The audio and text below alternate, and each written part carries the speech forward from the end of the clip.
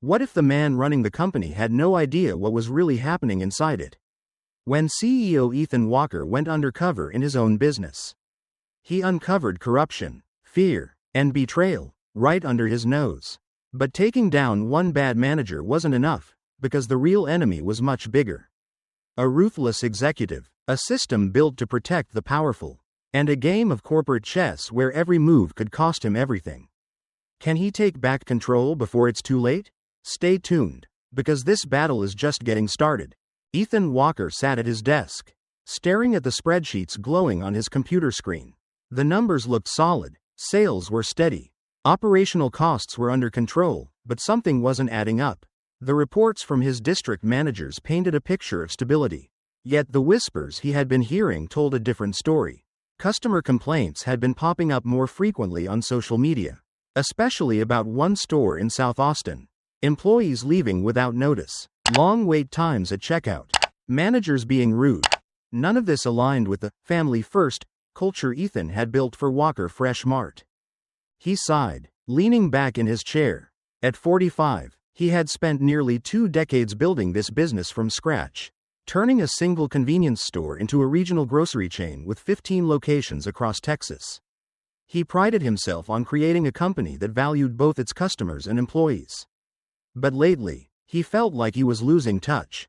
The more Walker Fresh Mart grew, the more he found himself buried in board meetings and financial reports, detached from the everyday operations that had once been his lifeblood. His office in downtown Austin was sleek and modern, floor-to-ceiling windows, minimalist furniture, the kind of place that screamed corporate success. Yet, despite all of it, there was an unsettling emptiness creeping into his life. His days were filled with conference calls and strategy sessions, but he barely knew the people who worked for him anymore. Even his personal life reflected the distance he had created. His marriage had ended years ago, and his son, now in college, barely picked up the phone when he called. Maybe that was his own fault. Work had always come first. And now, sitting in his pristine office, he was starting to question if all the sacrifices had been worth it. A chime from his laptop snapped him out of his thoughts, an email. Subject line: urgent concern about South Austin store. It was from a longtime customer, a retired schoolteacher named Diane Reynolds. She had been shopping at Walker Fresh Mart since the early days, back when Ethan himself used to work the cash register at his first store. Ethan, I don't know if you're aware of what's happening at your South Austin store, but I feel like I need to say something. The service has gone downhill. The employees look miserable, and the manager treats them horribly. I've seen cashiers being scolded in front of customers, workers running around exhausted, and the whole place just feels different. This isn't the store I used to love. I don't know if you check in on these things personally anymore, but I thought you'd want to know. Ethan read the email twice, his jaw tightening. This wasn't just a random Yelp review or an isolated complaint. Diane had no reason to exaggerate. If she was taking the time to write to him directly, something was seriously wrong. He clicked over to the latest management report from South Austin. As expected, everything appeared fine. Sales were down slightly, but nothing alarming. Employee turnover was high, but according to the store's manager, it was due to typical seasonal transitions. Ethan frowned. That didn't sound right. He needed to see for himself. Reaching for his phone, he scrolled through his contacts and dialed his assistant. Janet, I need you to clear my schedule for the next couple of days. There was a pause on the other end. Everything, sir? Yes, everything, Ethan said firmly. And send me a list of all current employees at the South Austin store. I want their hire dates, positions, and any exit interviews from the last 6 months. Understood, Janet replied without hesitation. She had worked for him long enough to know when not to ask questions. Ethan hung up and stared at the glowing city skyline outside his window. He had spent too much time trusting reports, too much time letting others tell him how his business was running. That was about to change. The next morning, he wouldn't be stepping into his Austin headquarters. Instead, he would walk into his own store as just another worker, no tailored suits, no corporate meetings, no special treatment. If there was something rotten at the heart of his company, he was going to dig it out himself. Ethan adjusted the rearview mirror as he pulled into the parking lot of the Walker Fresh Mart in South Austin. The store sat at the edge of a busy commercial strip, nestled between a rundown laundromat and a gas station with flickering neon lights. From the outside, it looked like any other grocery store, clean glass doors, a bright red and white sign, carts neatly lined up near the entrance. But something felt off. He sat in his truck for a moment, observing the steady trickle of customers going in and out. A mother with 2 small children wrestled with a shopping cart that had a stuck wheel. An elderly man stepped cautiously over a crack in the pavement, glancing around as if uncertain of his surroundings. The store itself looked fine, but there was a heaviness in the air. It wasn't the lively, welcoming atmosphere Ethan had envisioned when he built this company. He exhaled slowly, grabbing the old denim jacket from the passenger seat and slipping it on over his plain gray t-shirt. His usual polished look had been replaced with something deliberately unremarkable: worn jeans, sneakers, a faded baseball cap pulled low over his face. He had let his beard grow in a little, just enough to look like someone who had been out of work for a while. The goal was to blend in, to step into his own business as an outsider and see what his employees lived through every day. As he got out of the truck, he glanced at his reflection in the driver's side window. He barely recognized himself. Inside, the automatic doors slid open with a mechanical hum, letting in the scent of disinfectant and faintly overripe produce. The store was brightly lit, the overhead fluorescent lights casting a harsh white glow over the aisles. The shelves were well stocked, but there was an unmistakable tension in the air. A woman in a red employee vest stood behind the customer service desk, flipping through a stack of papers with a distracted expression. "Excuse me," Ethan said, keeping his voice casual. "I'm here about the cashier position." She barely glanced up. "Applications are online. I called earlier and was told to come in." He lied smoothly. That got her attention. She eyed him more carefully, then sighed. "Hold on." She disappeared through a door marked "Employees Only," leaving Ethan standing there. He turned slightly, scanning the store. Near the produce section, a teenage employee was stacking apples with the kind of mechanical detachment that came from exhaustion. At checkout, a line had formed, but there was only one register open. The cashier, a young woman with tired eyes, moved quickly but looked overwhelmed. A sharp voice cut through the low murmur of the store. "Megan, you're behind again. Keep up." Ethan's gaze snapped toward the source, a middle-aged man in a manager's vest, standing near the back of the checkout area. His arms were crossed, his expression a mix of impatience and irritation. That must be Victor Hayes. The cashier, Megan, apparently, didn't respond, just nodded quickly and tried to speed up. Ethan clenched his jaw. This was exactly what Diane had described in her email. The employee from earlier returned, looking unimpressed. "You're supposed to talk to Victor." She nodded toward the man near checkout. "Good luck." Ethan thanked her and made his way over. As he approached, Victor turned, eyeing him up and down with thinly veiled disinterest. "You the guy for the cashier position?" "That's me." Victor exhaled sharply. "Fine. What's your experience?" Ethan kept his expression neutral.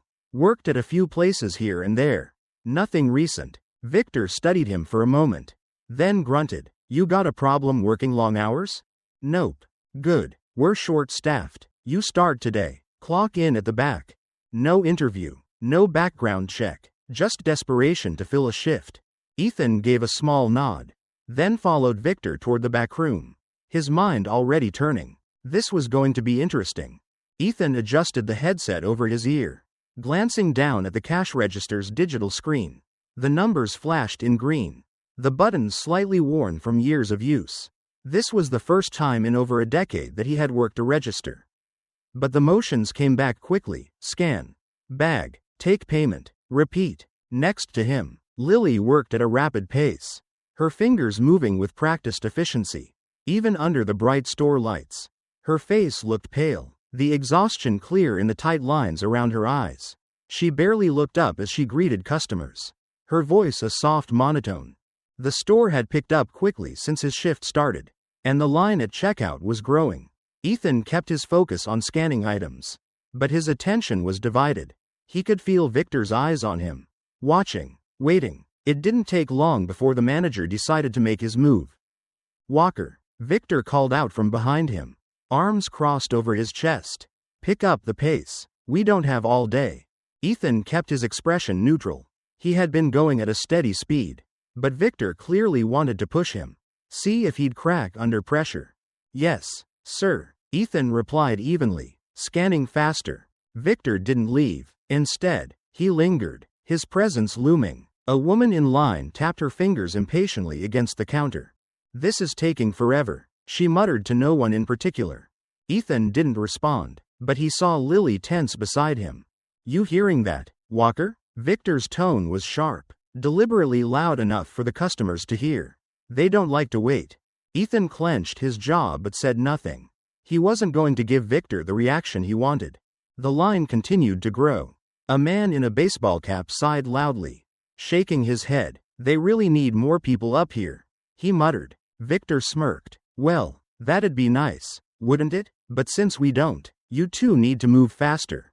Ethan stole a glance at Lily, who was biting the inside of her cheek, her hands moving almost frantically now. He wanted to tell her to slow down, that it wasn't her fault, but he knew it wouldn't help.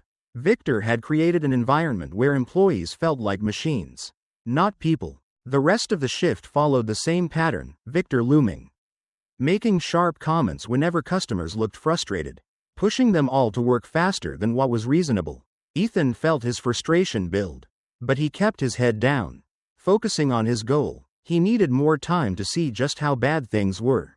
Toward the back of the store, a stockroom door swung open, and a young man stepped out carrying a heavy box of canned goods.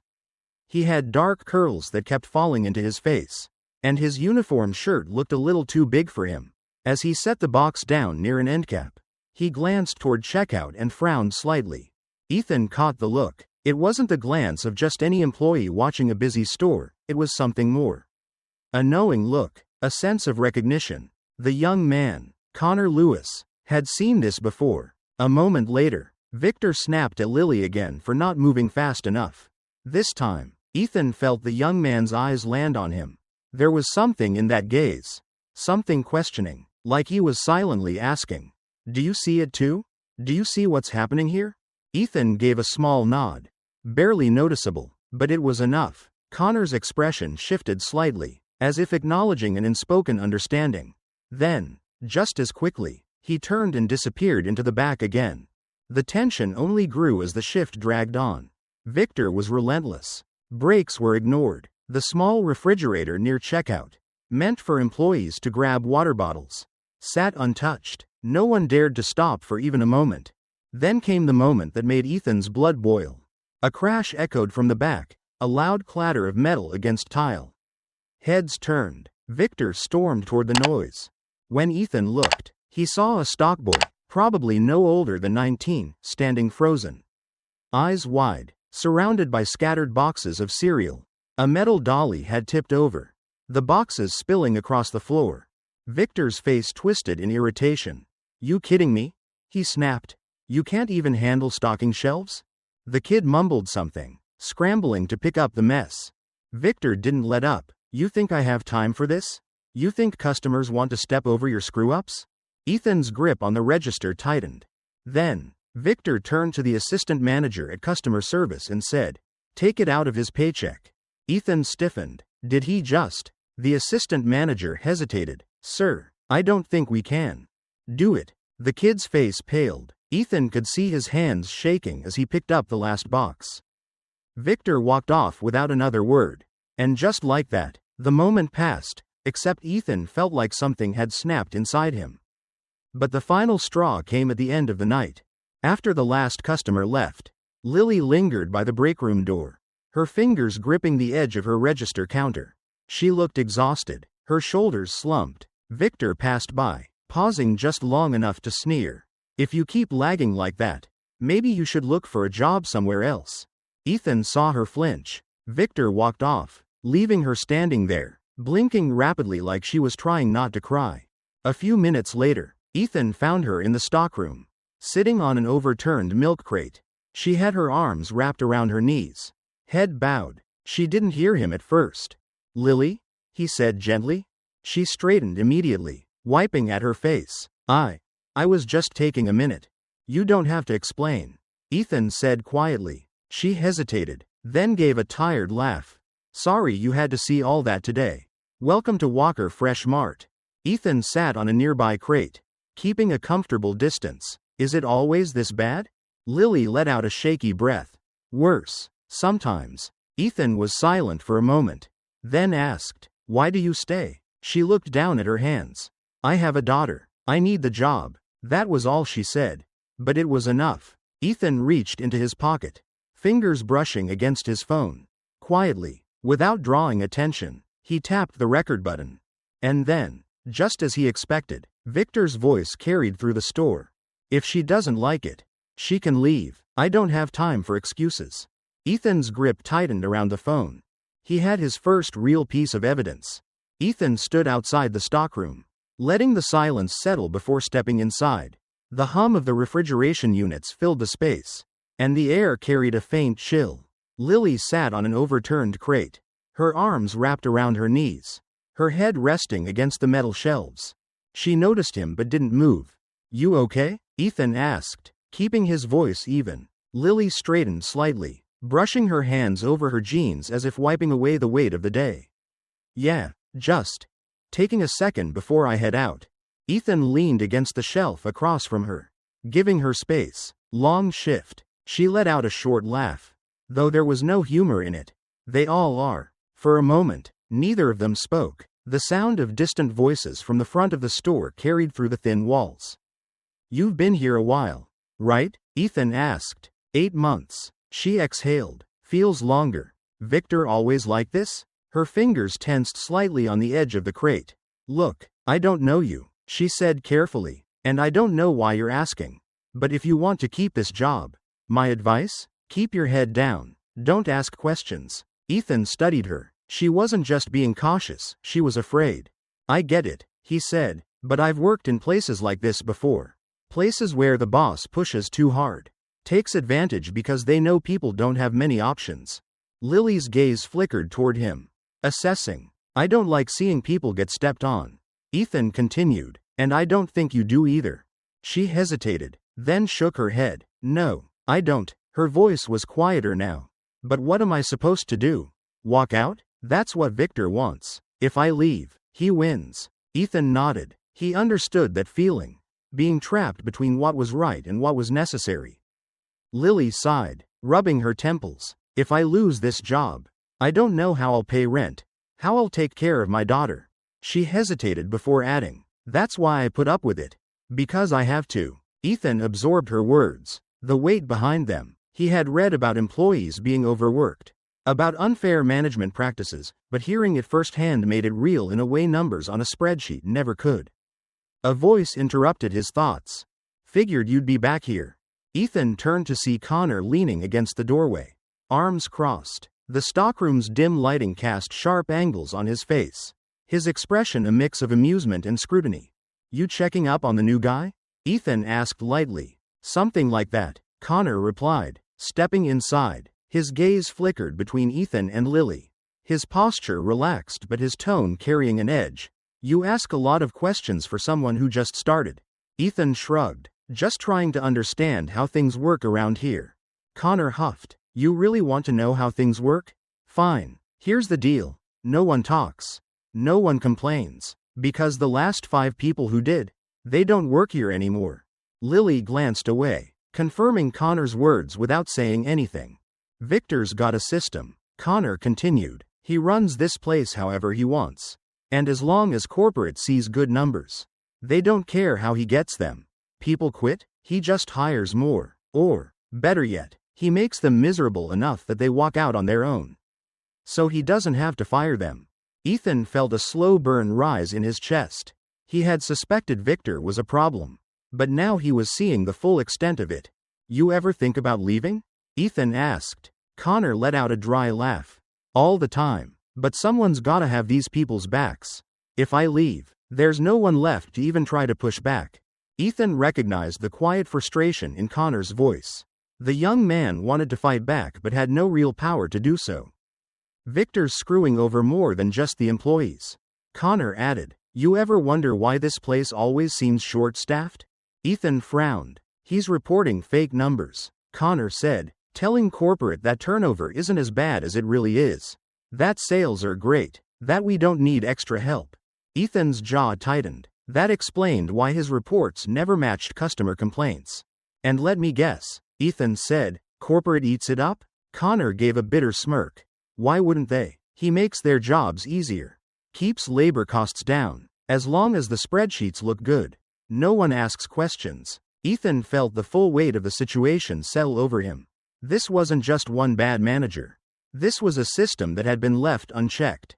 Allowed to thrive because it benefited the higher-ups.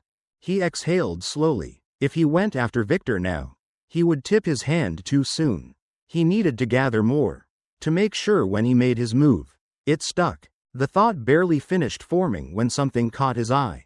A computer screen, left on at the assistant manager's desk. Most employees wouldn't have paid attention. But Ethan's years of reviewing financials had trained his eyes to recognize key data at a glance. His gaze locked onto a section labeled Manager Performance Review, pending approval. And beneath it, Victor Hayes. His pulse quickened. Victor wasn't just running this store unchecked. He was being considered for a promotion. Ethan kept his expression neutral as he turned back to Connor and Lily. Thanks for telling me, he said. I appreciate it. Neither of them responded right away. But he could tell they were both still wary of him. That was fine. He didn't need their trust yet. He just needed time. Because now, it wasn't just about stopping Victor. It was about making sure he never got the chance to do this anywhere else. Ethan had seen a lot during his years in business, tight margins. Ruthless competition. Even the occasional cutthroat manager trying to climb the corporate ladder.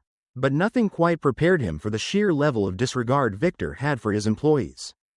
The morning rush was in full swing.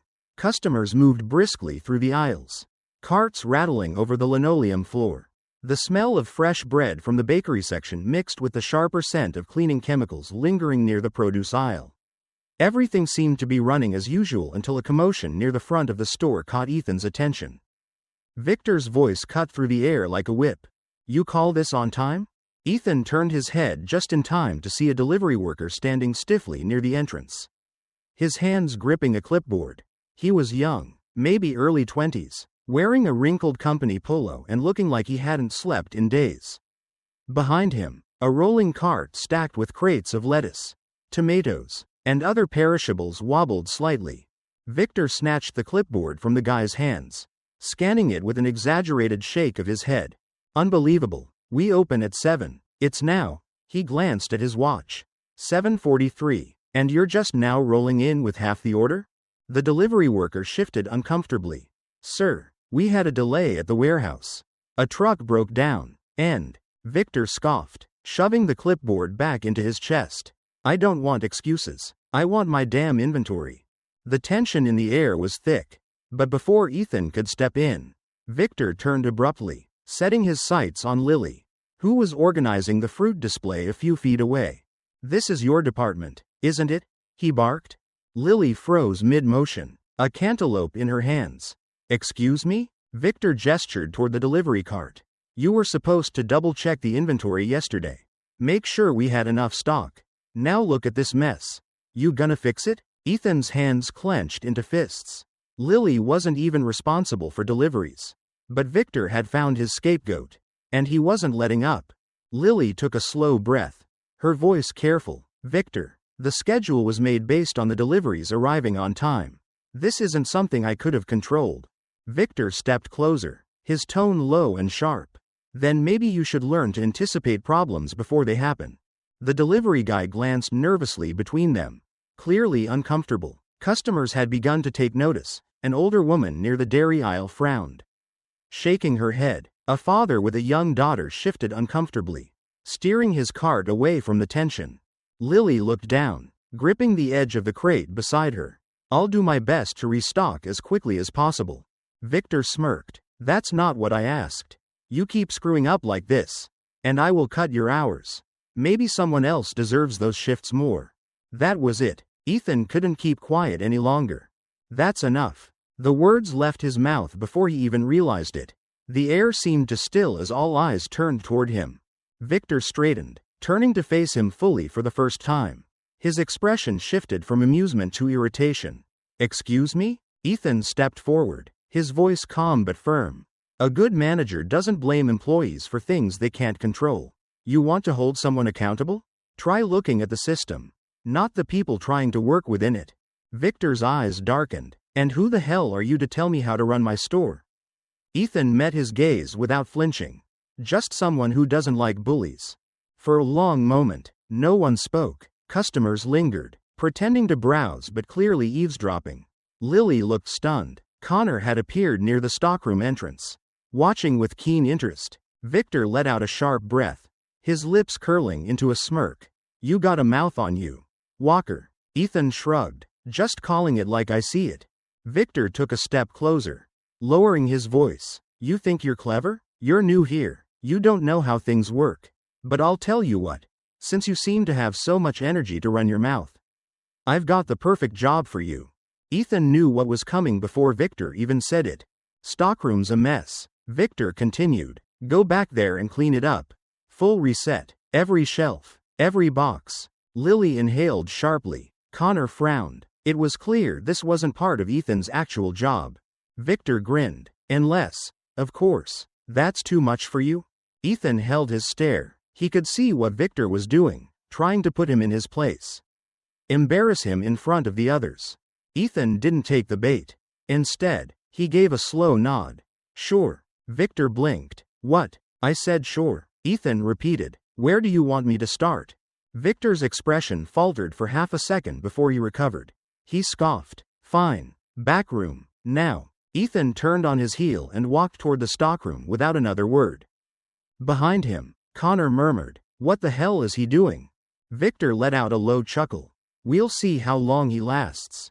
Ethan pushed through the stockroom doors, inhaling the stale, cool air of the back storage area.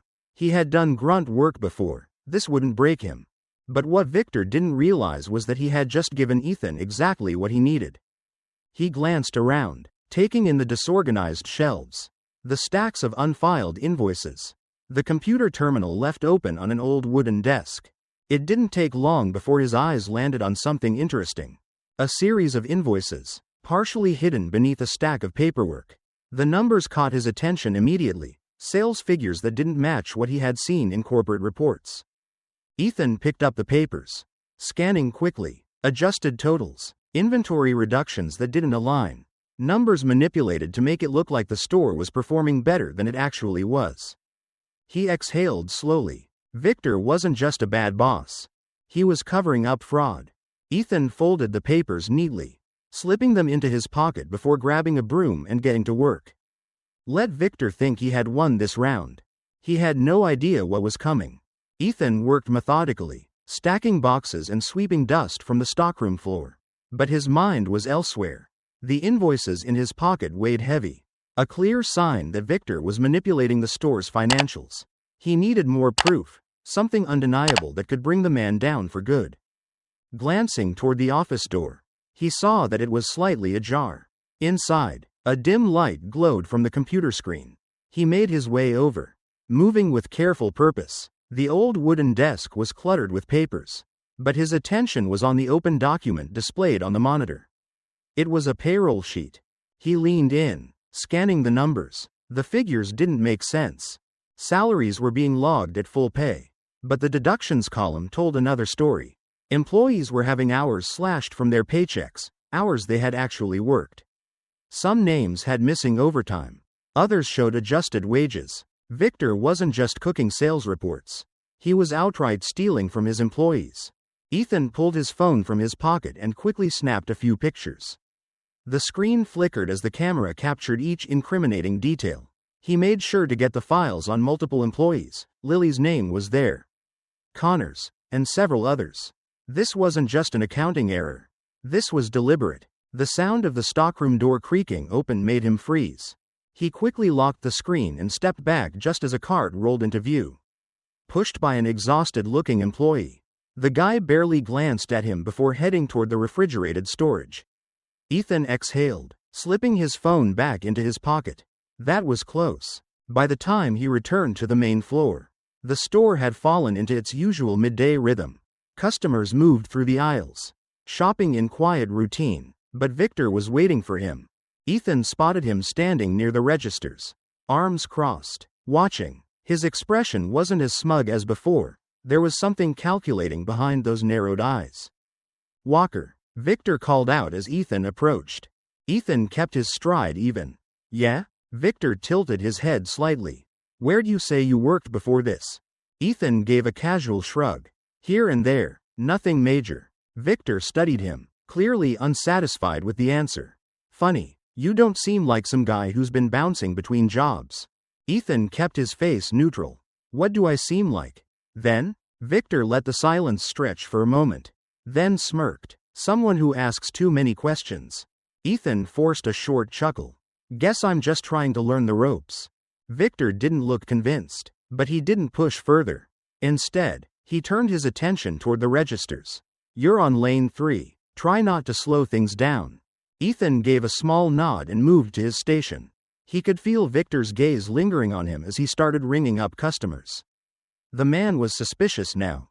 That much was clear. A few hours passed, and Ethan kept his head down, working steadily, but the tension didn't fade. Every so often, he'd glance up to find Victor somewhere nearby, watching. Then, just past noon, a scene unfolded that made Ethan's blood boil. A young employee, probably no older than 20, stood near the dairy section. Rubbing his temples, he looked exhausted. Victor approached him with that same sharp, disapproving stare. "What are you doing just standing there?" The kid straightened. "Sorry, sir, I just..." Victor cut him off. "You're on the clock. I don't pay you to stand around." The employee hesitated. "I already worked through my break." "Then you'll work through another one." Victor snapped. "You think this store runs on charity? Either get back to work or don't come back at all." The kid looked like he wanted to argue, but instead, he just nodded stiffly and walked off. Ethan gritted his teeth. A voice came from behind him. "If you keep stepping in, Victor's gonna get rid of you." He turned to see Connor leaning against a nearby shelf, arms crossed. His expression was careful, but there was concern in his eyes. "You saw that, right?" Ethan asked, lowering his voice. "Of course I did," Connor muttered. "We all do. But you think calling him out is gonna change anything?" Ethan exhaled. "It should." Connor shook his head. "Not here. Not unless you plan on replacing him." Ethan met his gaze. "Maybe that's the idea." Connor let out a dry laugh. "Well, good luck with that, but just so you know, he's onto you." Ethan frowned. "You think so?" "I know so." Connor glanced toward Victor, who was now talking to another employee. Voice low and firm. "I've seen him do this before. First, he watches. Then, he pushes. If you keep standing up to him, he'll find a way to make you disappear." Ethan nodded, absorbing the warning. Later that evening, as he stood near the break room, he pulled out his phone to check his messages. A new email notification flashed across the screen. It was from corporate. Subject line: Upcoming management promotion review, Victor Hayes. Ethan's breath stilled as he opened it. The email was brief, but it was enough. Victor's name was on a shortlist for a regional management position. If approved, he'd be moving up, overseeing multiple stores. Ethan tightened his grip on the phone. This wasn't just about fixing one store anymore. He was running out of time. Ethan sat in his truck, engine off, phone pressed to his ear.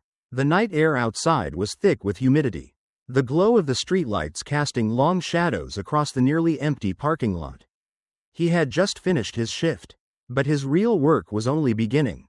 "Janet, I need you to pull some reports for me," he said, keeping his voice steady. His assistant, who had been with him for years, didn't miss a beat. "What kind of reports?" "Everything on the South Austin store," Ethan replied. "Financials for the last 6 months. Employee turnover, complaints, anything that looks off." There was a slight pause on the other end. "That's an unusual request." Ethan exhaled. "I know. Just get me whatever you can. And if there are any internal emails about Victor Hayes and his promotion, flag them." Janet hesitated, then sighed. "All right, but this might take a little time." "What's going on?" Ethan glanced at the store through his windshield. The building looked harmless enough from the outside, but inside, it was suffocating under Victor's rule. "Something's wrong with this store." "Janet, I need to know just how deep it goes. I'll start digging, she said. You'll have the first batch by tomorrow.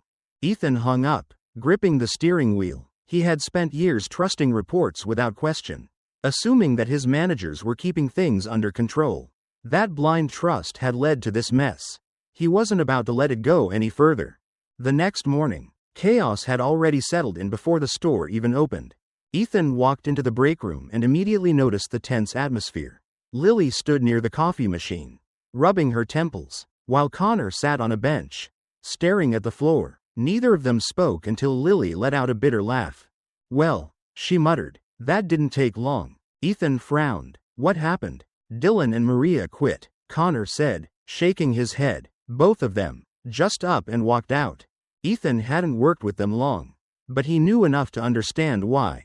Dylan was a high school kid working part-time, and Maria was a single mother who had been pushing through double shifts just to make ends meet. Neither had the luxury of quitting, unless they had been pushed too far. Victor said he's not hiring replacements. Lily added, said we should pick up the slack. Ethan felt his patience fray. Out on the floor, the weight of the sudden shortage was obvious. Customers were already lined up at the checkout, growing frustrated as the remaining employees scrambled to keep up. The produce section looked half-stocked, and the bakery had been left unattended. Ethan kept his head down as he worked the register, watching as Victor strutted across the store like he owned the place. Then it happened. An older woman, probably in her 70s, stepped up to the counter, setting down a few groceries. She adjusted her glasses, glancing around with a frown. This place used to run better, she muttered. Ethan offered a polite smile. We're just a little short-staffed today. Before the woman could respond, Victor appeared behind him. Or maybe some people just aren't moving fast enough, he said, his voice sharp. Ethan didn't turn, but he could feel Victor's smirk. The woman pursed her lips, unimpressed. Victor, as usual, didn't care. He turned his attention to Lily, who was bagging groceries at the next register. I'm only going to say this once, Victor said, loud enough for customers to hear. If you can't keep up, I'll find someone who can. Lily stiffened, her fingers tightening around a loaf of bread she was placing in a bag. The woman at Ethan's register shook her head. You don't have to talk to people like that. Victor gave a dry chuckle. I run this store, ma'am. If I didn't, you'd be waiting in line twice as long. Ethan turned then, locking eyes with Victor. You sure about that? Victor raised an eyebrow. Something you want to say, Walker? Ethan forced himself to stay calm. Now wasn't the time. Not yet. Just making sure we're clear on who's responsible for the short staff, Ethan said smoothly. Victor's smirk faltered for a second, but he quickly recovered. Get back to work. Ethan did, but not before catching the small, grateful glance Lily shot him. Later, as Connor was stocking shelves in the back, Ethan approached. You have a minute? Connor eyed him warily. That depends. Ethan leaned against a crate. I'm going to take Victor down. Connor let out a sharp laugh. Yeah? Good luck with that. I'm serious, Ethan said. I have proof he's stealing wages, cooking reports, and running this place into the ground. But I need help. Connor studied him for a long moment.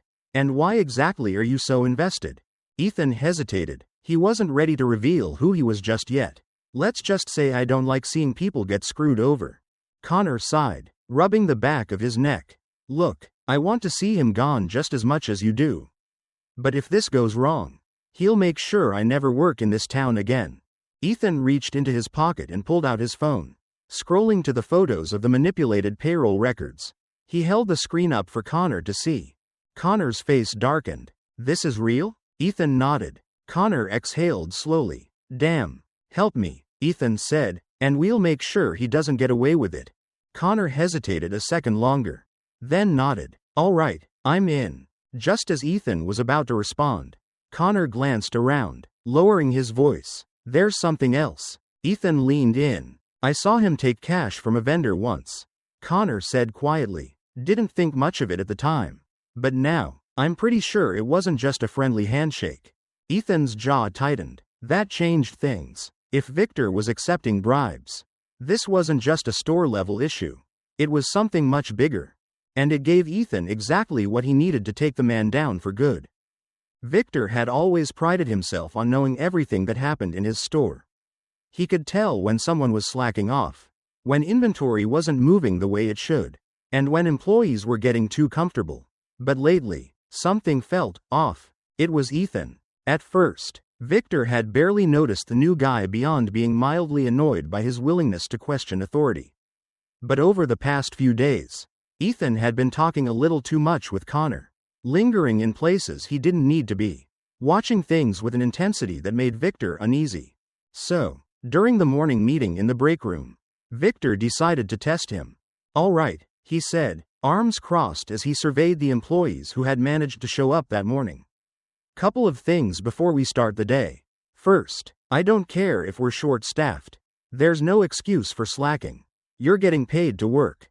So do your damn jobs." Lily, standing near the back, looked down at her shoes. Connor tensed slightly but said nothing. Victor let his gaze drift until it landed on Ethan Walker. Ethan looked up, calm as ever. "Yeah? Where'd you say you worked before this?" The room went still. Ethan met his gaze without hesitation. "Here and there. Grocery stores. Mostly." Victor tapped a finger against his chin, pretending to consider. "Yeah? Which ones?" Ethan smiled slightly, but his voice stayed steady. "A few independents. 1 or 2 chains." Moved around a bit. Victor studied him, waiting for a crack, a hesitation, something that would confirm his growing suspicion. But Ethan didn't give him one. After a long beat, Victor snorted and pushed off the wall. "Whatever," he muttered, "just don't get in my way." But the doubt was still there. Later that afternoon, just as the lunch rush settled, chaos erupted at Register 4. "I'm sorry, what is this?" A woman in her 40s held up a package of ground beef, her phone in her other hand. The cashier, a nervous-looking teenager, hesitated. Ma'am? This," she said, shaking the package. "This expired 2 weeks ago." A hush spread across the store as customers turned to watch. Connor, who had been stocking shelves nearby, abandoned his cart and walked over. Ethan followed, keeping a few steps behind. The woman switched to her phone camera, recording the package in her hand. "Walker Fresh Mart is selling expired meat. Let's see if management has something to say about that." Victor stormed over, a forced smile on his face. "Ma'am, I assure you, I don't need assurances," she snapped. "I need to know why you're letting customers buy spoiled food." Victor's face twitched. He turned sharply to the stockroom doors. "Who's in charge of inventory?" Lily, who had just stepped out with a box of produce, froze mid-step. Victor's voice cut through the air. "Lily, this is your section, isn't it?" She blinked, caught between frustration and disbelief. "Victor, this is unacceptable," he continued, voice rising. "If you can't check expiration dates, then maybe you shouldn't be working here." Ethan saw the shift in Lily's posture. The exhaustion, the anger, the weight of months of mistreatment boiling over. "No." Her voice was steady, but her hands clenched at her sides. "You don't get to put this on me." Victor blinked. "Excuse me?" Lily lifted her chin. "You always do this. You blame us when things go wrong. But we're not the problem. You are. You cut shifts. You overwork people. You don't give us time to do things right. And now, when it blows up in your face, you want to make me the scapegoat?" A few customers murmured. The cashier who had been helping the woman took a cautious step back. Victor's face turned red. "Watch your tone." "Or what?" Lily shot back. "You'll fire me? Go ahead. But you know what? Maybe I'm not the only one tired of this." Victor lost it. "You're done," he snapped. "Get your stuff and get out." Ethan took a step forward. "She's not going anywhere." Victor turned, barely containing his rage. "Walker, you don't call the shots here." Ethan pulled his wallet from his pocket, flipping it open to reveal his ID. "My name is Ethan Walker," he said, his voice carrying through the store. "And I own this company." Silence. A suffocating, absolute silence. Customers stared. Employees froze. Connor's eyes widened in stunned recognition. Lily looked as if she'd forgotten how to breathe. Victor's mouth opened, then closed. He took a step back, his entire demeanor shifting from rage to something much closer to panic. Ethan let the moment sink in. Then, calmly, he tucked his ID back into his pocket. "Now," he said, Let's talk about how things are going to change. The store was silent. The moment Ethan revealed his identity, the air shifted, like the entire building was holding its breath. Employees stood frozen near their stations, cashiers gripping their scanners mid-motion, customers exchanging wide-eyed glances. Even the woman who had complained about the expired meat remained still, phone clutched tightly in her hand. But the one who reacted most was Victor. His face drained of color for a fraction of a second before he forced a tight, controlled smirk. He straightened his posture, adjusting his manager's vest like it gave him some kind of authority over the situation. When he finally spoke, his voice was careful, calculated. "Mr. Walker," he said slowly, as if tasting the name. "Had I known you'd be paying us a visit, I would have rolled out the red carpet." Ethan didn't move. He could see Victor's mind working, scrambling for a way out of this. Victor spread his hands in an exaggerated gesture of politeness. "Look, I don't know what you think is happening here, but I run this store the way it needs to be run. If you have concerns, we can discuss them in private. No need to cause a scene." Ethan's expression didn't change. "No, Victor, we're going to talk right here. Because this isn't just my problem, it's theirs." He gestured to the employees around them. "And from what I've seen, they've been dealing with this for a long time." The employees exchanged glances, hesitant. For months, they had endured Victor's rule, knowing that speaking out meant risking their jobs. But now, with the owner of the company standing in front of them, something changed. Connor was the first to step forward. "He's right," Connor said firmly. "Victor's been running this place into the ground while making it seem like we're the problem." He looked around, meeting the eyes of his coworkers. How many of us have worked double shifts without a break? How many of us had our hours cut with no warning? Lily took a deep breath and spoke next. "We're exhausted. We do everything we can to keep this place running. But it's never enough for him. And when something goes wrong, it's always our fault." A murmur spread through the employees. Some nodded, others clenched their jaws, their resentment bubbling to the surface. Victor's smirk twitched. "Oh, please, now we're playing the victim card? This is a business, not a charity. If people can't handle the workload, maybe they shouldn't be working here." A middle-aged stock clerk near the dairy aisle muttered. "Unbelievable." A customer, an older man wearing a Vietnam veteran cap, spoke up from the front. "I've been shopping here for years, and I've seen how your staff gets treated. You talk down to them like they're nothing. That's not leadership." Another voice chimed in, a mother holding a toddler on her hip. "You act like they're replaceable, but they're the reason people keep coming back. Not you." Victor's eye twitched. His control over the situation was slipping, and he knew it. His voice sharpened. "I do what's necessary to keep this store running. If I push them, it's because I have to. This store has been profitable under my leadership. And last I checked, that's what matters." Ethan took a step forward. "Is that why you've been cooking the numbers?" The tension snapped. Victor's entire body stiffened. His confidence faltered, just for a split second. "Excuse me?" Ethan pulled his phone from his pocket, scrolling through the pictures he had taken in the back office. He turned the screen toward Victor, making sure everyone could see. Falsified inventory reports, adjusted labor costs, payroll deductions that don't match employee schedules. His voice was steady, but there was no mistaking the weight behind it. "How much have you pocketed, Victor?" Gasps rippled through the room. Employees leaned forward to get a look. Even customers, who had only been bystanders minutes ago, were now fully engaged. Victor scoffed, but his voice was forced. "That's ridiculous." "Is it?" Ethan's eyes didn't waver. "Because I have weeks' worth of records showing exactly how you've been manipulating the books. You didn't just cut shifts to save money. You cut shifts so you could skim off the payroll budget." A cashier near the front sucked in a sharp breath. Connor stepped closer. "And that's not all, is it?" His voice was laced with something dangerous. "Tell them about the vendor." Victor's head snapped toward him. "You don't know what you're talking about." Connor ignored him. "I saw it. You took cash from one of the food suppliers last month. How much are they paying you to look the other way on expired shipments?" Now even customers were glaring at Victor. Ethan let the weight of the accusations settle before speaking again. "Tell me, Victor, if your numbers were so great, why is corporate pushing for your promotion? What exactly have you been feeding them?" Victor opened his mouth, but no words came out. For the first time, he looked truly cornered. Ethan didn't break eye contact. You talk about keeping this store running? The only thing you've been running is a scam. The room was still, waiting for Victor's next move. Then, like a trapped animal, he did exactly what Ethan expected. He lashed out.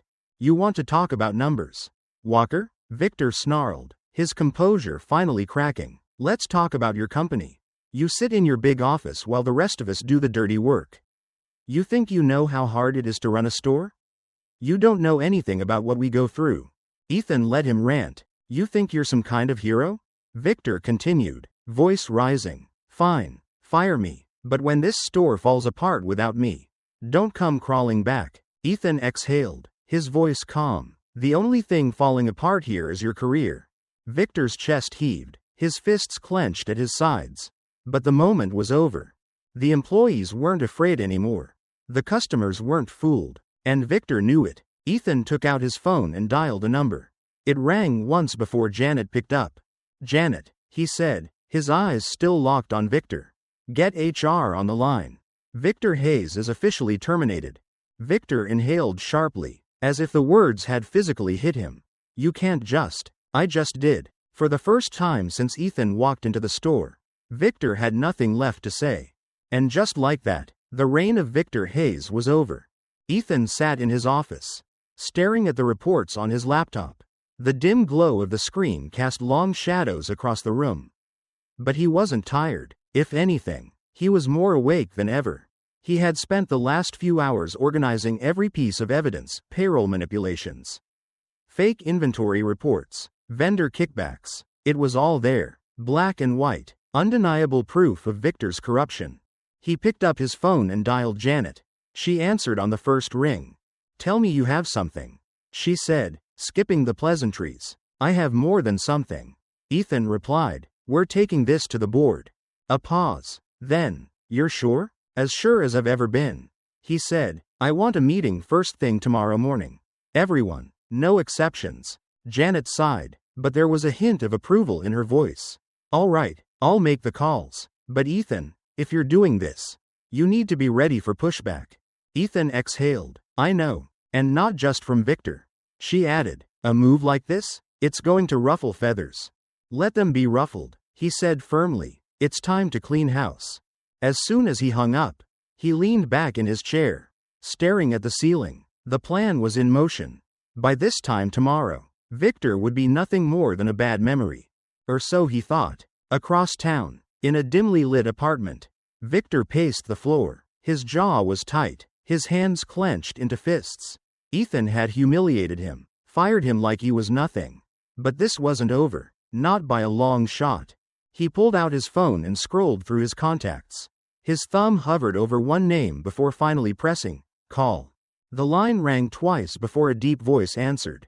This better be important. Victor swallowed hard. I need your help. A pause. Then, I heard about your little situation. Victor clenched his teeth. Ethan Walker is trying to bury me. A slow exhale came through the speaker. And what exactly do you expect me to do about that? Victor gripped the phone tighter. You and I both know I've done what was necessary to keep those numbers looking good. Expansion doesn't happen without results. And I delivered. You told me to push harder. And I did. A low chuckle. You're telling me this like I don't already know. Then help me. Victor pressed. If Ethan gets his way, I'm finished. Another pause. Then the voice dropped into something colder. I can't make Walker back off. But I can make sure the board doesn't turn on you. Victor's pulse quickened. Meaning? Meaning there are people in that meeting room who like those profit margins. Who have no interest in digging too deep. Give me a few hours, I'll make some calls. Relief flooded Victor's chest. He wasn't done yet. Thank you, he said, voice low. The voice on the other end chuckled. Don't thank me yet. Just make sure you have an angle when you walk in that room. Walker's got proof. But proof doesn't mean a damn thing if the right people refuse to see it. The line went dead. Victor exhaled slowly. He wasn't going down without a fight. Ethan arrived at the corporate headquarters early the next morning. The glass walls of the building reflected the soft gold of the sunrise. But there was nothing peaceful about today. Janet met him at the entrance. Her face unreadable. "You're not going to like this," she said. Ethan felt his stomach tighten. "What?" She handed him a folder. "I did some digging. Turns out, Victor isn't just some overzealous manager. He has connections, high up." Ethan flipped open the folder. Inside were emails, phone logs, financial reports. One name stood out: James Cartwright, a senior executive, one of the biggest voices behind the company's recent expansion. And, apparently, Victor's biggest supporter. Ethan clenched his jaw. He had been ready for a fight. But now he realized he wasn't just going up against Victor. He was going up against the system that had protected him. Ethan sat at the head of the long mahogany conference table, his hands clasped together as the board members filtered into the room. The tension was palpable. He could see the mix of curiosity and wariness on their faces. Some had already heard whispers of what had happened at the South Austin store, while others were only here because he had demanded it. As the last seat was taken, Janet leaned in slightly and murmured, "They're waiting." Ethan took a slow breath and stood. "Thank you all for coming on such short notice," he began, his voice steady. "I won't waste your time. There's a serious problem in our company, and it's time we address it."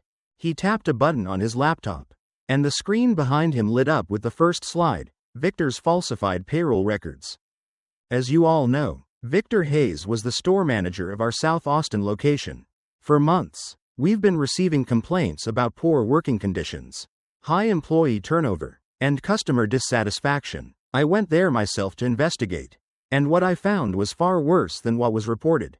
He clicked again. Screenshots of pay stubs, edited time logs, and emails from disgruntled employees filled the screen.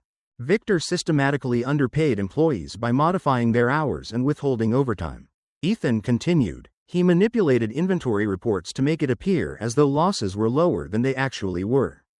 And, he clicked again, he accepted cash from suppliers in exchange for looking the other way on expired or substandard goods. The room murmured in response. A few board members exchanged uneasy glances. Ethan could see some of them shifting in their seats. This wasn't just a simple case of poor management. It was fraud, plain and simple. One of the directors, a woman named Caroline Foster, frowned. "Are you saying he was taking bribes?" "Yes," Ethan said firmly, "and not just once. I have records showing repeated transactions that don't align with our official vendor payments." Silence. Then, from the far end of the table, a voice broke the stillness. "Interesting accusations." Ethan turned toward the speaker, Lawrence King. He had been expecting this. Lawrence was one of the most powerful executives in the company. He had been with Walker Fresh Mart for over 20 years, overseeing much of its expansion. He was old school, the kind of businessman who valued results over process. Ethan had crossed paths with him before. But this was different. This time, they were on opposite sides of the fight. Lawrence leaned back in his chair, adjusting the expensive cufflinks on his tailored suit. "Victor's management style may not be perfect," he said smoothly, "but let's not ignore the bigger picture here. South Austin has been one of our highest performing locations under his leadership. The numbers don't lie." Ethan didn't flinch. "No, they don't. That's why I'm showing you the real ones." A few chuckles rippled through the room, but Lawrence didn't seem fazed. "I understand that you want to make an example out of Victor," Lawrence continued, "but let's not get emotional about this. The reality is, business is tough. We need managers who can deliver results. If Victor pushed his team hard, it's because he had to. It's easy to criticize from a corporate office. But when you're on the ground, running a store—" "I was on the ground," Ethan interrupted. "I spent days in that store, working alongside employees who were exhausted, underpaid, and afraid to speak up. That's not leadership. That's exploitation." Lawrence tilted his head, as if considering Ethan's words. Then, with a small smirk, he said, "If Victor was so terrible, why did the store continue to perform well? Why didn't sales suffer?" Ethan had anticipated this question. He clicked to the next slide. "Because he hid the damage," Ethan said. "He cut shifts to save on payroll while inflating performance numbers. The store was barely keeping up. Customer complaints skyrocketed. Employees quit at an alarming rate. If this had continued, it would have collapsed under its own weight." Some of the board members nodded, but Lawrence remained unfazed. "I see," he said. So let's say Victor did manipulate some numbers. What's your end goal here, Ethan? To take control of every store personally? To reshape the company in your own vision? Ethan narrowed his eyes. This isn't about me, isn't it? Lawrence's voice was smooth, but there was steel underneath. You've been absent from store operations for years. And now, suddenly, you're hands-on? You didn't just fire Victor, you went undercover. Made a spectacle of it. And now you want to shake up the company based on one store? Ethan clenched his jaw. Lawrence wasn't just defending Victor. He was trying to turn the board against him. I don't think anyone here is arguing that we should tolerate fraud. Lawrence continued, but let's be realistic. If we start dismantling every store's management over minor infractions, we're opening the floodgates for instability. This company thrives on consistency. Disruption, especially from the top, is dangerous. The words landed. Ethan could see it in the board's reactions. Some were nodding slightly, considering Lawrence's point. Ethan's grip on the table tightened. This wasn't going to be as easy as he thought. A voice cut through the murmurs. So what's the alternative? Caroline asked. We just ignore it? Lawrence sighed, as if being the reasonable one. Not at all. If Victor truly crossed the line, we can review his actions internally. But branding him a criminal, upending leadership decisions, and shaking employee morale in the process? That's not the kind of change we need. Ethan exhaled slowly. Lawrence wasn't protecting Victor, he was protecting himself. The room fell into silence as all eyes turned back to Ethan. He knew he had a choice. He could push forward, force the issue, and risk alienating key board members. Or he could regroup, find a way to dismantle Victor's influence without looking like a dictator. For the first time since this battle began, Ethan realized he wasn't just fighting Victor. He was fighting the machine that had kept him in power. And the machine wasn't going to break easily. Let's take a vote, Lawrence suggested. Who here believes this warrants an immediate restructuring? Ethan's stomach sank as several hands hesitated, then stayed down. The decision wasn't final, but it wasn't in his favor. The meeting adjourned without a resolution. Ethan stayed seated as the board members filed out, his mind racing. This wasn't over. But now, he had to rethink his entire strategy. Ethan sat in his office, staring at the city skyline through the wide glass windows. The corporate headquarters felt colder than usual, a stark contrast to the heat of the battle he was fighting. The last board meeting had been a wake-up call. Victor wasn't acting alone. The corruption ran deeper than he'd realized, and if he wanted to clean house, he needed to change his strategy. Janet knocked on the open door.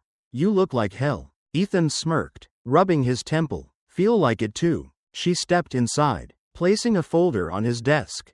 You need to start thinking like them. You're trying to win this on facts and morality.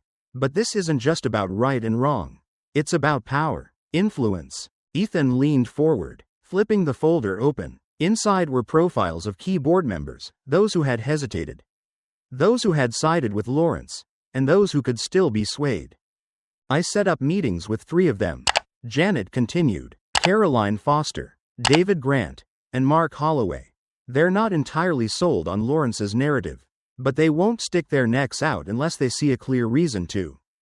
Ethan exhaled. Then we give them one. Later that afternoon, Ethan met Caroline Foster in a quiet corner of an upscale cafe downtown. She was one of the few board members who had openly questioned Victor's methods during the meeting. You were right, she said, stirring her coffee. There's something rotten in the way that store was run. But Ethan, you have to understand, people like Lawrence don't just support someone like Victor out of loyalty. They do it because it benefits them. Ethan nodded. That's why I need to prove that keeping Victor is a bigger risk than getting rid of him. Caroline studied him for a long moment. And how do you plan to do that? Ethan slid a small USB drive across the table. Inside is everything we have: altered payroll records, manipulated inventory reports, vendor kickbacks. I'm meeting with legal next. If we push this to the surface, it won't just be Victor taking the fall. The company could be facing serious liability issues. She picked up the drive, turning it in her fingers. And you think this will be enough?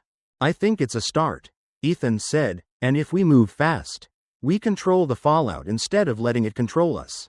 Caroline didn't answer right away, but after a beat, she slipped the drive into her purse. You have my attention. Let's see if you can get the others. Meanwhile, at the South Austin store, things were unraveling for Victor. A viral video had started circulating on social media, grainy security footage showing him berating an employee in front of customers. The caption read, "Would you shop at a store where the manager treats workers like this?" The video spread fast. Customers began leaving negative reviews. Foot traffic dropped. The district sales report showed a noticeable dip. And word got back to corporate. Victor stormed into his office.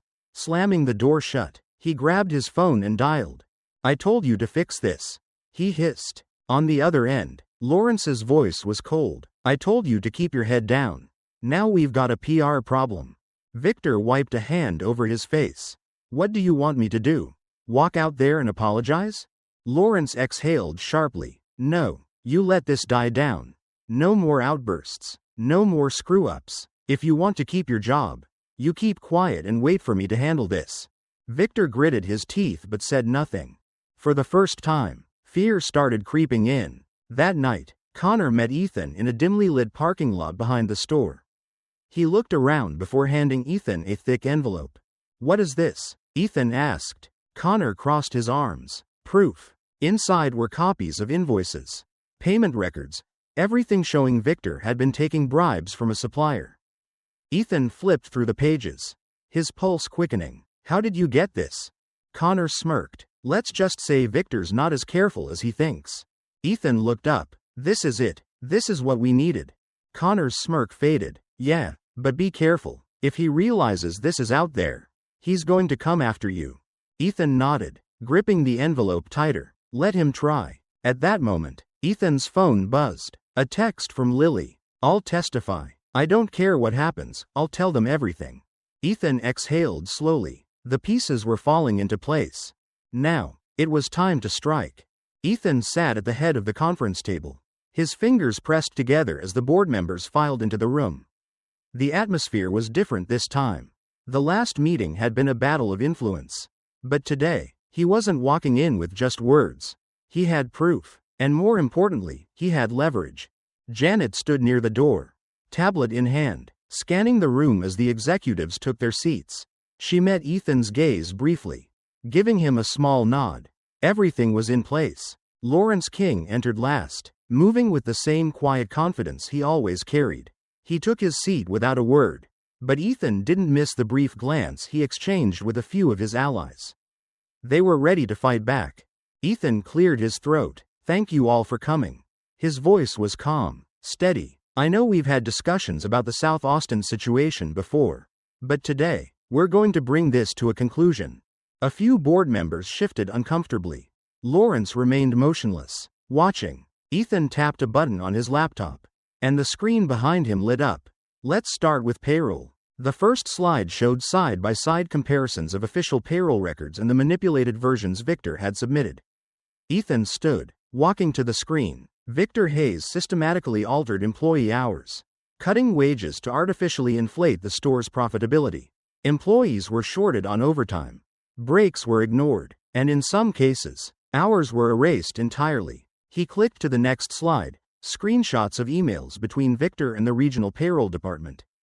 Here, you'll see requests to adjust payroll data under the justification of cost control. What these emails don't mention is that Victor was pocketing the difference. A few board members murmured. David Grant, one of the directors who had wavered last time, leaned forward, brows furrowed. Ethan didn't pause. He clicked again. The screen changed to show the viral video of Victor berating employees. The room went silent as his voice echoed through the speakers. "You think I care if you quit? There's 100 people out there who'd take this job tomorrow." A sharp pause. Then another clip. "You either do it my way, or you're gone." Ethan let the silence stretch before speaking. "This is what our employees, and our customers, have seen. This is the face of Walker Fresh Mart under Victor Hayes." Some of the executives shifted uncomfortably. The damage was undeniable now. Lawrence, however, remained composed. When the video ended, he finally spoke. "I see we're putting on a show today." His tone was even, but there was an edge to it. He leaned back, steepling his fingers. "Let's be clear, this is unfortunate. But one video and some payroll adjustments don't change the fact that Victor ran one of the most profitable stores in the region. Business is tough. He was making sure the store performed. Ethan turned to him, his expression unreadable. You're right. Business is tough. But taking bribes? That's not business. Another click. The screen filled with scanned documents, bank statements, vendor invoices, and transaction logs. These records show that Victor accepted cash payments from select vendors in exchange for ordering their products, regardless of quality. Meaning, he wasn't just cutting corners. He was actively making decisions that hurt our customers and our brand. The weight of the words settled over the room. Lawrence exhaled sharply, but his voice remained controlled. Do you have legal verification of these claims? If we take action without a full investigation, we could be exposing the company to liability. Janet, who had remained silent until now, stepped forward. We do, she said, placing a thick file on the table. This is a full legal review of the documents. The findings are conclusive. Ethan folded his arms. So let me ask this, if we don't act, and this gets out, what happens? If the press picks this up? If the employees take legal action? If customers start boycotting? What's the bigger risk? He let the question linger before continuing. If we protect Victor, we send a message to our employees, our customers, and the entire industry that we tolerate fraud and abuse. His gaze swept the room. Is that what any of you want your names attached to? No one spoke. David Grant cleared his throat. He hesitated, then straightened. I think we all know what needs to be done. Lawrence's jaw tightened, but he said nothing. He had lost. Ethan turned back to the room. So let's make it official. The silence stretched for another long moment. Then one by one, hands began to rise. Victor Hayes was finished. And Lawrence King? He was next. The room was silent as the final votes were cast. The air was thick with tension. Every executive in the room feeling the weight of the decision that had just been made. Ethan sat still, hands clasped on the polished oak table, his expression unreadable. Janet read the final tally aloud. With a majority vote, the board has agreed, effective immediately. Victor Hayes is terminated from his position at Walker Fresh Mart. A murmur rippled through the room. Some board members nodded in silent agreement. Others avoided eye contact, clearly uneasy about the implications of their choice. But none of it compared to Victor's reaction. He had been sitting rigid, barely containing his anger as the discussion unfolded. Now, as reality sank in, his face twisted with disbelief. You're making a mistake, he spat, his voice sharp and desperate. You think this place runs itself? Who do you think kept South Austin profitable? Who kept the numbers looking good when corporate kept cutting resources? Ethan leaned forward slightly, his voice calm but firm. By stealing from your employees? By lying to customers? That's not leadership, Victor. That's corruption. Victor's fists clenched at his sides. You don't understand how this business works. You sit in an office all day making decisions from spreadsheets. You don't see what it takes to actually keep a store running. Ethan didn't blink. I did see. That's why you're out of a job. Victor's face darkened, but he knew there was nothing left to say. His gaze darted around the room, searching for support, for someone, anyone, to stand by him. But no one spoke. Even Lawrence remained still. Victor let out a bitter laugh, shaking his head. Unbelievable, he muttered. Then, without another word, he stood, straightened his jacket, and walked out of the boardroom.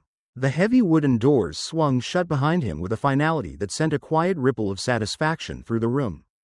Ethan let out a slow breath. One battle won, but the war wasn't over yet. An hour later, after the meeting had adjourned and the board members began to disperse, Ethan made his way toward his office. He had barely reached the door when he heard a familiar voice behind him. I hope you enjoyed your little victory. Ethan turned to see Lawrence standing there, arms crossed, his expression unreadable. I did, Ethan said, his voice even. Lawrence took a slow step forward. You think this changes anything? His voice was low, deliberate. You got rid of Victor. Congratulations. But don't fool yourself into thinking you've won. Ethan smirked. Victor was a symptom. The real problem is the system that allowed him to get away with it. Lawrence chuckled, shaking his head. You're playing checkers, Walker. I'm playing chess. Victor was expendable, a pawn. And you just took him off the board. He stepped closer. But I control the rest of the pieces. Ethan held his gaze, unfazed. Not for long. Lawrence's jaw tightened for the briefest moment before he forced a smile. You might be CEO. But let me remind you of something. I control the board. You don't make decisions without their approval. You don't change policies without going through me. You think you've fixed something here today? All you did was shake the hive. And sooner or later, the hive will sting back. Ethan exhaled through his nose, shaking his head slightly. You really think I didn't plan for this? Lawrence's smirk faltered, just a little. Ethan took a step forward, lowering his voice. You've spent years building this power structure, Lawrence. Years making sure everything works in your favor. But you've made one mistake. Lawrence's expression hardened. And what's that? Ethan smiled. You underestimated me. For the first time, something flickered in Lawrence's eyes, something close to uncertainty. Ethan leaned in slightly. This isn't over. Not even close. Then, without waiting for a response, he turned and walked into his office, leaving Lawrence standing in the hallway, staring after him. Lawrence clenched his jaw, his fists tightening at his sides. This wasn't over. Not by a long shot. Ethan stood in the center of the South Austin store, surveying the scene. It had been a chaotic few days since Victor's removal. Customers had noticed the shift. Employees were adjusting to a new structure, and corporate oversight had temporarily increased. But despite the initial turbulence, there was something different in the air. A sense of relief. For the first time in a long while, employees weren't walking on eggshells. Lily moved through the aisles with a quiet confidence, chatting with customers instead of glancing over her shoulder. Connor was in the back, managing inventory without the looming threat of Victor's scrutiny. Ethan had come unannounced, wanting to see things for himself. He watched as a cashier helped an elderly woman bag her groceries. The simple act carrying a warmth that had been missing before. Lily spotted him and approached, wiping her hands on her apron. Didn't expect to see you here. Ethan smiled. Just checking in. She nodded, glancing around the store. It's better, she admitted. Still busy, still stressful, but at least now, it feels fair. Connor appeared from the back, overhearing the conversation. Management's different too. The new guy's strict, but at least he listens. Ethan crossed his arms. That's how it should be. Lily hesitated before adding, some of us thought nothing would change. That people like Victor always win. Ethan met her gaze. They only win if we let them. She nodded, the weight of his words settling between them. He exhaled, glancing around once more. This was just one store, but it was proof that change was possible. And now, he had to bring that change to the rest of the company. At corporate headquarters, the battle was far from over. Lawrence wasn't one to go down quietly. If anything, Victor's removal had only made him double down. At the next executive meeting, he came prepared. Given the recent instability, Lawrence began smoothly, adjusting his cufflinks. I propose a reassessment of our financial strategy. Specifically, a reduction in labor costs to ensure profitability remains strong. Ethan stiffened. Reduction in labor costs was corporate speak for layoffs. Caroline Foster frowned. We're still recovering from the Victor Hayes scandal. Firing employees now would only create more damage. Lawrence's smile was thin, which is why we need to act swiftly. The faster we stabilize, the less impact it will have. Ethan leaned forward. We're not cutting jobs. Lawrence turned to him, voice measured. Then what's your plan, Walker? Keep pouring money into operations with no adjustment? Business doesn't work on ideals. It works on numbers. Ethan didn't blink. Numbers don't mean anything if there's no one left to do the work. The room was silent. Some board members looked conflicted. Others, particularly those loyal to Lawrence, remained unreadable. Ethan knew he had to move now. I have a counterproposal, he said, standing. Instead of cutting employees, we reinvest, improve training, optimize scheduling, and update store operations to increase efficiency without sacrificing staff. Lawrence scoffed. That sounds idealistic at best. Ethan smiled. It's realistic, and more importantly, it's sustainable. Layoffs might save us money in the short term, but long term, we lose trust, we lose talent, and eventually, we lose customers. Some heads nodded in agreement. Lawrence's jaw tightened. He could feel the tide shifting. Ethan pressed forward. The real problem isn't labor costs, it's leadership. And we need to start at the top. A beat of silence. Then, the twist Lawrence didn't see coming. I'm calling for a confidence vote, Ethan announced, on Lawrence King's position within this company. The room erupted. Lawrence's eyes darkened, his calm demeanor cracking for the first time. You can't be serious. Ethan met his gaze. I'm very serious. The decision had been made. It was time to clean house, for good. The conference room was silent, the air thick with anticipation. Every seat at the long oak table was occupied, and every set of eyes was locked on Ethan as he stood at the head of the room. Across from him, Lawrence King sat with his arms crossed, his expression carefully neutral, but Ethan could see it, the tension in his jaw, the slight stiffness in his shoulders. The man who had always been in control was now feeling the weight of something he couldn't manipulate. Ethan exhaled slowly, then spoke. We built this company on trust. He began, his voice steady but firm. Trust between employees and management. Trust between customers and our stores. But that trust has been broken. And not by a few bad apples, by a system that prioritized profits over people. Short-term gains over long-term sustainability. He let his words settle before tapping on his laptop.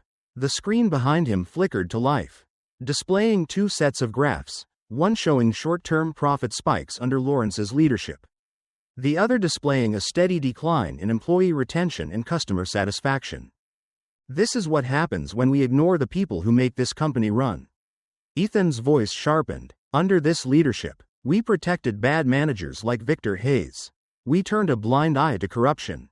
We let our employees suffer while we padded our reports. That ends today. Some board members exchanged glances. Others remained unreadable. Lawrence leaned forward, his tone dismissive. Ethan, let's not get dramatic. Businesses evolve. Sometimes hard decisions have to be made. That's leadership. Ethan met his gaze without hesitation. Leadership isn't ignoring problems until they explode. He clicked again. A new slide appeared, an internal audit, showing questionable financial decisions made under Lawrence's influence.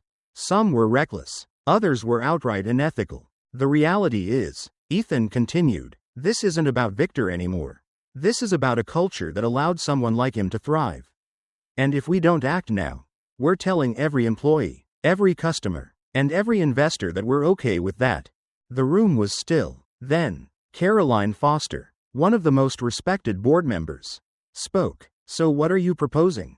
Ethan straightened. A vote of no confidence. Effective immediately. Lawrence King steps down from his position. A low murmur spread through the room. Lawrence let out a quiet chuckle, shaking his head. This is absurd. Ethan didn't break eye contact. Let's put it to a vote. 15 minutes later, the results were in. The vote had passed. Lawrence King was out. For the first time in his career, the man who had controlled so much of the company's direction was being forced out of the very system he had manipulated. He sat in stunned silence as the decision was announced. Then, slowly, he rose from his chair. He turned to Ethan, his expression unreadable. You think you've won? Lawrence murmured, just loud enough for Ethan to hear. You've only made enemies you don't even see yet. Ethan held his ground. Then I'll see them when they come. Lawrence studied him for a moment longer, then let out a slow, mirthless laugh. Without another word, he turned and walked out of the boardroom. Just like that, it was over. 2 weeks later, Ethan stood outside the South Austin store, hands in his pockets, watching as the employees bustled around inside. The atmosphere had changed. It wasn't perfect. Change never happened overnight, but it was better. Lily stepped out, spotting him. She was wearing a new name tag, assistant manager. You really did it, she said, crossing her arms with a smirk. Didn't think corporate types actually knew how to fight. Ethan chuckled. Neither did I. Connor soon followed, holding a clipboard. We just got our numbers in. Customer complaints are down. Employee retention is stabilizing. He exhaled. Feels weird, running this place without, you know. Ethan nodded. That's the point. You make it better than it was. Lily tilted her head. So what happens now? Ethan looked out at the street, then back at them. Now, we rebuild. For the first time in years, he felt something he hadn't expected. Hope. But as he turned to leave, his phone buzzed. A new email. No sender name. No subject. He opened it. You won this round, Walker. But the game isn't over. Watch your back. Ethan stared at the screen for a long moment. Then, slowly, he smiled. In the end, Ethan Walker didn't just expose corruption, he changed the very foundation of his company. His journey proved that leadership isn't about titles or power, it's about standing up for what's right, even when the odds are stacked against you. But the question remains, how many companies out there are still protecting people like Victor and Lawrence? And how many workers are still afraid to speak up? Let us know your thoughts in the comments, and if you don't want to miss more eye-opening stories like this, make sure to subscribe, because the fight for justice is far from over.